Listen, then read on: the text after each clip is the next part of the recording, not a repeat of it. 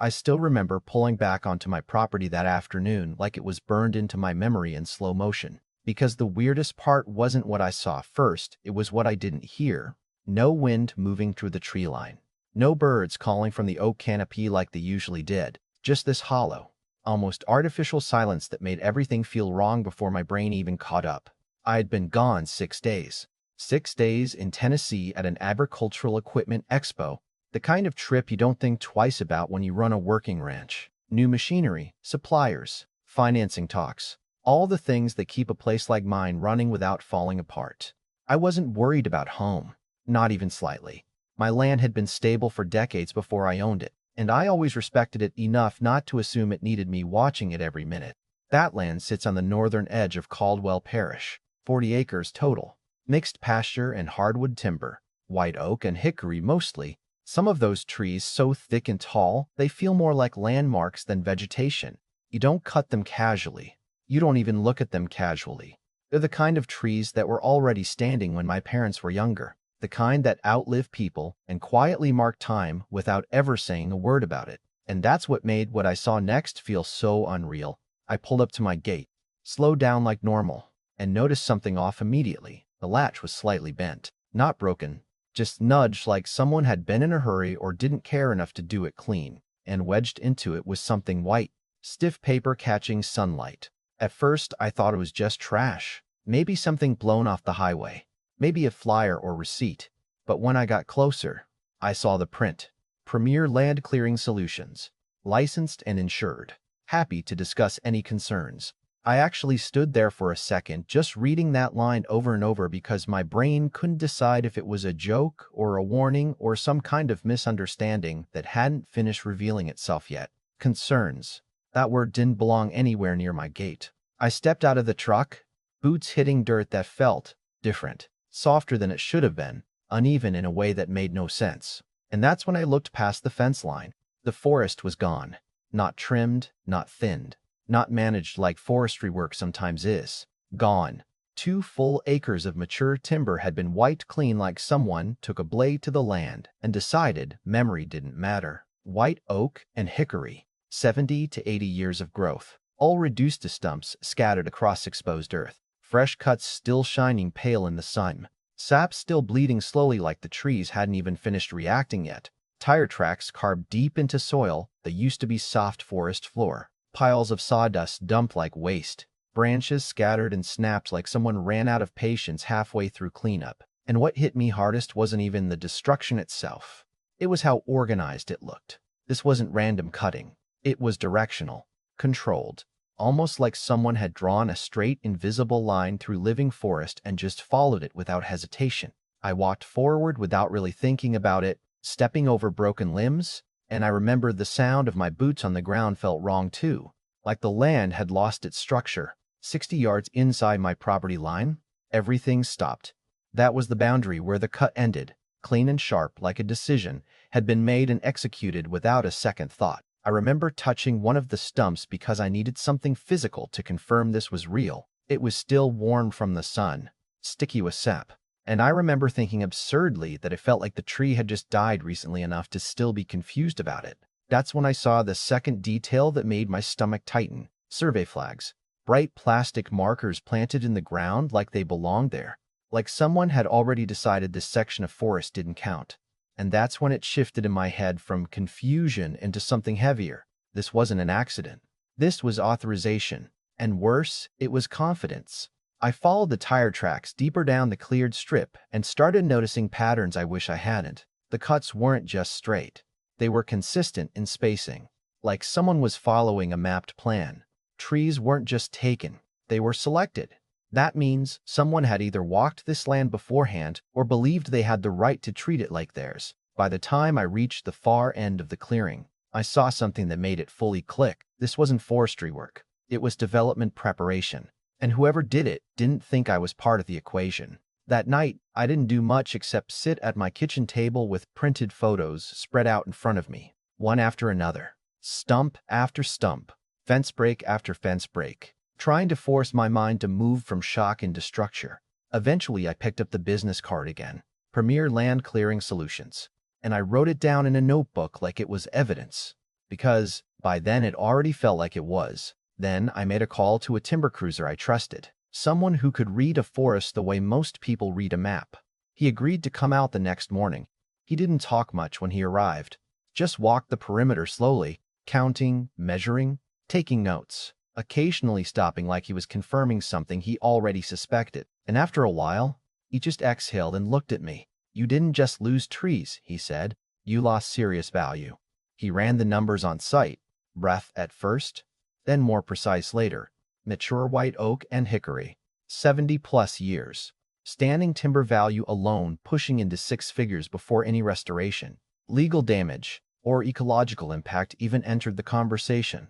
And that's when I finally understood the scale of what had happened. Someone didn't just cross a line on my property. They crossed a financial, legal, and environmental threshold thinking it wouldn't matter. And they were wrong. By the next morning, I wasn't pacing around the house anymore. I was building a timeline. That's what it turns into when shock wears off. Not anger, not panic, just structure. I went back out to the fence line with a notebook, and I started working it like a field report, where the tire tracks entered, where they turned, where they stopped, where they crossed deeper than they should have. Every detail started to matter, because every detail was going to become evidence later whether I liked it or not. And the more I looked, the clearer it became that this wasn't a small crew making a mistake. This was a coordinated clearing operation. The cuts were too uniform, the direction too deliberate, and the boundary breach too confident. 60 yards doesn't happen by accident. That's not a drift. That's a decision. What bothered me most was the survey flags. I kept coming back to those bright markers in my head. Because those don't just appear, someone places them with intent, which meant somewhere, on some map, my trees had already been mentally removed before the chainsaw ever started. I drove into town that afternoon with a folder full of printed photos. Not digital, printed. I wanted something I could physically lay on a desk, something that couldn't be swiped away or ignored with a quick scroll. My attorney's office was small, older building, wood paneling that had seen better decades. His name was Leonard Pike, and he had that kind of calm that doesn't come from confidence. It comes from repetition. Like he had seen versions of this story play out too many times to be surprised anymore. I spread everything out in front of him. Photos, timestamps, fence line sketches. The business card. He didn't interrupt. Not once. Just flipped through slowly, occasionally pausing longer than I liked on certain images, especially the stump field shots where the density of cutting was visible. Then he leaned back in his chair and said something that shifted the entire frame of the situation. "This isn't trespass," he said. "This is liability allocation gone wrong." I asked him what that meant, and he didn't sugarcoat it. It meant someone didn't just enter my land. They entered it under a system that already assumed permission existed somewhere upstream. And that meant we weren't just dealing with a crew, we were dealing with the chain. That word stuck with me all the way through the filing process. By the end of the day, we had 3 actions moving at once: a timber theft complaint with the county sheriff, a civil destruction of property suit targeting both the clearing company and the developer, and a formal request for a forensic timber appraisal. Leonard insisted on that last one specifically, because once timber value is officially calculated, it becomes very hard to argue it down later. I also contacted the State Forestry Commission, not for sympathy, but for measurement. I wanted an official record that no one could reinterpret later. Within 48 hours, the property stopped feeling like mine in the emotional sense and started feeling like something else entirely, a site. The first sheriff deputies arrived early. Quiet guys, professional but clearly surprised by the scale. Then a Forestry Commission agent came with equipment, measuring tapes, marking tools, cameras. They walked the line like they were reconstructing an event that had already finished, speaking in short sentences, marking distances, noting stump diameters, occasionally taking soil readings. Nobody joked, nobody rushed. And that's when Marcus Webb showed up. I didn't know him personally at first, but I recognized the type immediately. Clean truck, polished appearance, sunglasses that stayed on longer than they needed to. He stepped out like he was arriving at a meeting, not standing on the remains of a cut forest. His attorney followed him closely. Marcus looked at the clearing first. Not for long, just enough to register it. Then looked at me like I was supposed to already understand something. "There was a misunderstanding with the survey stakes," he said. I remember laughing once, because it was either that or say something I couldn't take back. 60 yards inside a locked fence line isn't a misunderstanding, I said. That's a choice. His attorney immediately stepped in, trying to redirect the conversation toward contractor responsibility, framing it as a possible miscommunication between site survey and execution. That's when Leonard Pike arrived. He didn't speak loudly. He didn't need to. He simply walked up, placed a folder on the hood of Marcus's truck, and said, "Before we talk about miscommunication, let's review authorization." That changed the air instantly, because inside that folder were signed documents tying the clearing company directly to Marcus Webb's development plan. Not loosely, not indirectly, direct authorization. And just like that, the story of mistake started collapsing under documentation. The forestry agent, who had been quietly observing, finally spoke. "This will be recorded as a timber loss incident with confirmed trespass indicators," which is the kind of sentence that sounds bureaucratic, but in reality means the situation is now officially irreversible in terms of evidence. That night, Leonard called me again. He told me something I didn't expect. A local news crew had gotten drone footage. Someone had flown over the site and captured a wide shot. My cleared forest on one side, Marcus Webb's development site on the other, a perfect, uncomfortable contrast. Nature erased next to construction expanding. And once that image existed publicly, the situation stopped being private leverage. It became visibility. And visibility changes everything in cases like this. Because it doesn't argue, it spreads. After the drone footage hit the local news, the entire situation stopped feeling like a land dispute and started feeling like a pressure system moving through every direction at once. Nobody called it panic, not officially, but you could hear it in the way people started choosing their words more carefully, in the way emails took longer to arrive, in the way Marcus Webb's side suddenly stopped talking in absolutes and started talking in options and possibilities. It's strange how fast confidence changes shape when it gets photographed. The clearing company tried first to separate themselves cleanly, like they could step out of the story by narrowing their role down to execution only. Marcus's legal team tried the opposite, pushing responsibility downward, toward subcontracting and operational misunderstanding. But Leonard Pike didn't let either version stand for long. He just kept pointing back to the same thing: authorization. Because once you authorize something, you don't get to pretend you were just watching it happen. In the middle of all that, I went back out to the property alone one evening. No paperwork, no phone calls, just the land again. And it looked different now. Not just because of what was gone, but because of what remained. The stumps had started to fade in color, drying out, turning from fresh injury into something closer to landscape damage. And that transition bothered me more than I expected, because it meant time was already starting to normalize it. And I wasn't ready for that. Leonard called me that night and said both sides were preparing to settle at the same time. Not together, not coordinated, but converging.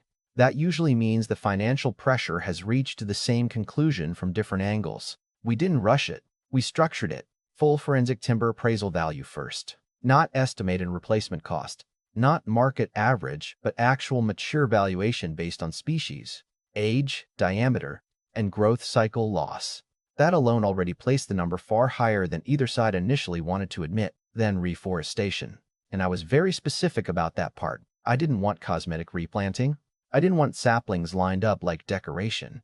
I wanted restoration that actually respected what had been removed, which meant, where possible, mature transplanted stock, soil remediation, and proper ecological recovery work that matched the original function of that land, not just its appearance. Then legal costs.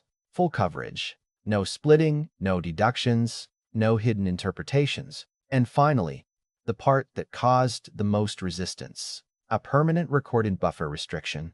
100 yards. No clearing. No development pressure. No future adjustments. A legal line that didn't depend on who owned what later, because it would already be written into the land record itself. Marcus's side pushed hardest on that clause. Not because of money, not because of restoration, but because developers think in expansion terms, and any fixed boundary feels like friction against that mindset. But Leonard didn't move it, and eventually they signed. I remember sitting there watching it happen, thinking how anticlimactic it felt on the surface. No shouting, no confrontation, no dramatic breakdown. Just ink on paper that turned a chaotic event into a closed case file. But inside me, it didn't feel closed. It felt exposed. Because once everything was signed and filed, I drove back out to the land again, and there was no legal energy left in it anymore. Just space. Empty, quiet space where 80 years of growth used to stand without asking permission from anyone. And that's when a thought came in that I didn't expect. The real damage wasn't just what they cut down. It was how easily it had been justified at the start. Nobody hesitated. Nobody questioned whether they should stop before crossing the fence line. They just assumed it would be handled later. And that assumption, that quiet competence, bothered me more than the saws ever did. Because if one project can do this under the belief it will be sorted out afterward, then it isn't just about one developer, or one clearing company, or one mistake in surveying. It's about how often boundaries only matter after someone proves they do. A few weeks later, the settlement was finalized. The clearing company paid through insurance limits. Marcus Webb's development absorbed the cost as part of what they called site correction and compliance resolution, which sounded cleaner than what it actually was. The Forestry Commission closed the file. The sheriff's report was archived. Legally, it was finished. But one evening, I walked back out to the fence line again, and I noticed something new. The absence itself had started becoming familiar, like the land was slowly learning its new shape whether I agreed with it or not. And that's when I realized something I still haven't fully decided how to feel about. Winning a case doesn't always mean restoring what was lost. Sometimes it just means defining what can't be taken next time. And I don't know if that's enough.